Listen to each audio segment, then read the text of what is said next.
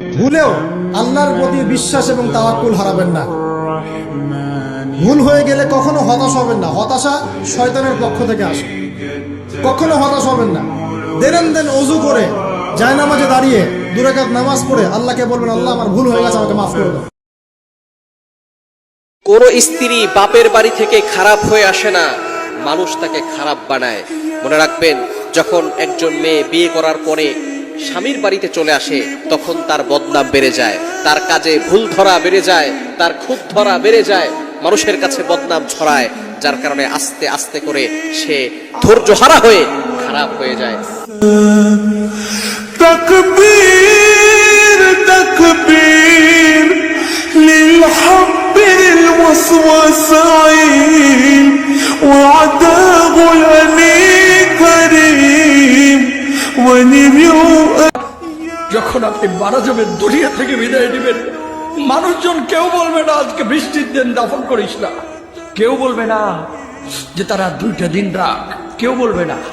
কবরের মধ্যে যখন নিয়ে যাওয়া হবে, আপনার স্ত্রীর কথা মনে পড়বে, আপনার সন্তানের কথা মনে পড়বে, আপনার বাবার কথা মনে পড়বে। সবচাইতে বেশি কষ্ট আপনাকে যে জিনিসটা দেবে, কি নিয়ে কবরে ঢুকলাম, কেন সুদ খাইছিলাম, কেন ঘুষ খাইছিলাম, কেন কবরের জিন্দগির জন্য প্রিপারেশন নেই নাই। আরে কিসের এত ক্ষমতা? উষ্টা খেলে নখ ভেঙে যায়, গাড়ির নিচে পড়লে পিষে যেতে হয়, পানিতে পড়লে ডুবে যেতে হয়, ছাদ থেকে পড়লে দুমড়ে মুচড়ে যেতে হয়, আগুন লাগলে পুড়ে যেতে হয়। আমরা এত দুর্বল মানুষ, কিসের এত আমাদের ক্ষমতা? للعالم والإنسان تكبير تكبير। পশ্চিমকালেও কখনোই কোনো অবস্থাতেই তোমার উপরে যে ফরজ সালাত আছে এটাকে ইচ্ছাকৃতভাবে ছেড়ে দিবে না। কারণ যে ব্যক্তি ইচ্ছাকৃতভাবে ফরজ সালাতকে ছেড়ে দিল, সে ব্যক্তি কুফরি করলো। অনেক আলেম বলেছেন সে ব্যক্তি মুসলিমদের লিস্ট থেকে নাম কাটা পড়ে গেল, সে কাফের হয়ে গেল। যখন আপনি সবসময় পরকালকে, আল্লাহকে, তার রাসূলকে প্রাধান্য দিবেন, দিনকে প্রাধান্য দিবেন, দুনিয়া আল্লাহই গুছিয়ে দিবেন। আর যখন আপনি দুনিয়াকে সর্বোচ্চ অগ্রাধিকার দিবেন, দিন আপনার কাছ থেকে দূরে সরে যাবে। দিনের একটা স্বতন্ত্র গায়রত আছে, সে সবার কাছে ধরা দেয় না।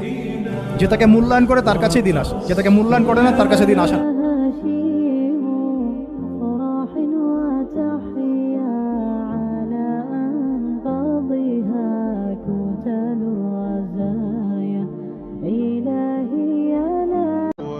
আল্লাহ মুসা আলাইহিসসালামের জন্য সমুদ্র সরিয়ে দেননি, তিনি সেটিকে দ্বিখণ্ডিত করেছেন। আল্লাহ ইব্রাহিম আলাইহিসসালামের জন্য আগুন নিভিয়ে দেননি, তিনি সেটিকে ঠান্ডা করেছেন। আল্লাহ আইয়ুব আলাইহিসসালামকে সরাসরি সুস্থ করেননি, তিনি তাকে পানির সন্ধান দিয়েছেন। আল্লাহ মরিয়ম আলাইহিসসালামের হাতে খেজুর রাখেননি, তিনি তাকে গাছটি নাড়াতে বলেছেন। আল্লাহ পাক সবসময় সরাসরি আমাদের সমস্যা দূর করে দেন না, কিন্তু তিনি তা থেকে বাহির হওয়ার পথ ঠিকই দেখান। যখন আমরা কোনো বিপদ মুসিবত থেকে মুক্তি চাই, আর তা যদি চ্যালেঞ্জের মাধ্যমে আসে, তাহলে অবাক হওয়ার কিছু নেই।